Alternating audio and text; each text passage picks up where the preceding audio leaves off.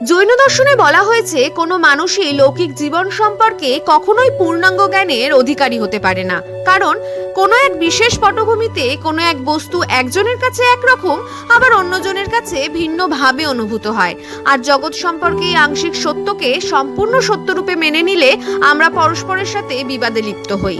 জৈনরা বলেন, আমাদের এই আংশিক জ্ঞান অন্ধ ব্যক্তির হস্তি দর্শনের সাথে তুলনীয়। একদল অন্ধ মানুষ যারা আগে কখনোই হাতি দেখেনি, তারা হাতির শরীরের বিভিন্ন অংশ স্পর্শ করে কেউ বলে হাতি কুলোর মতো, আবার কেউ বলে হাতি নাকি সাপের মতো, আবার কেউ কেউ বলে হাতি দেওয়ালের মতো।